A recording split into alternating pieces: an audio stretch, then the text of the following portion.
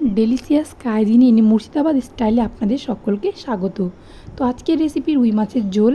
তো আমি রুই মাছটাকে নুন আর হলুদ দিয়ে ভালো করে মেখে নিয়েছি।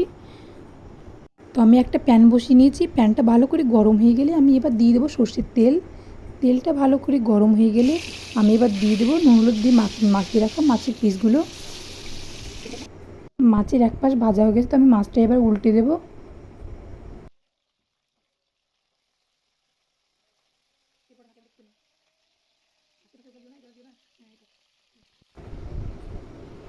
এপাশ ওপাশ করে ভালো করে ভেজে নেব প্রায় 80% মতন। এবার আমি মাছটাকে তুলে নেব।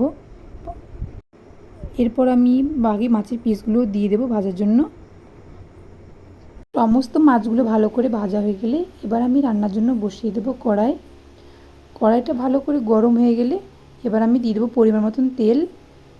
তেলটা ভালো করে গরম হয়ে গেলে এবার আমি দিয়ে দেবো হলুদের গুঁড়ো। অবশ্যই আপনারা হলুদের গুঁড়োটা দেবেন, তাহলে মশলাটা ছিটকাবে না। তারপর আমি দিয়ে দেবো পেঁয়াজ কুচি। পেঁয়াজ কুচিটা হালকা নাড়াচাড়া করে নিতে হবে।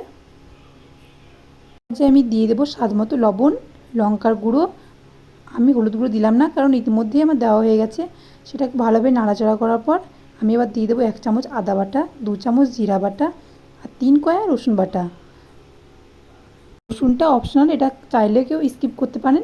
তারপর আমি ভালোভাবে নাড়াচাড়া করে নেব যতক্ষণ পর্যন্ত না মশলাটা ভালো করে না কষা হয়।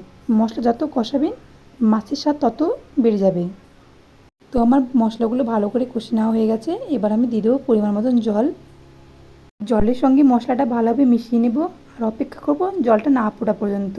তো আমার জলটা ফুটে গেছে। এবার আমি দিয়ে দেবো ভেজে রাখা মাছের পিসগুলো। সব মাছগুলো আমার ঝোলে দেওয়া হয়ে গেছে। এবার 5 মিনিট ফুটিয়ে নিলেই আমাদের রেডি মাছের ঝোল। যদি আমার ভিডিওটি ভালো লেগে থাকে অবশ্যই লাইক করবেন, সাবস্ক্রাইব করবেন এবং আমার পাশে থাকবেন। ধন্যবাদ।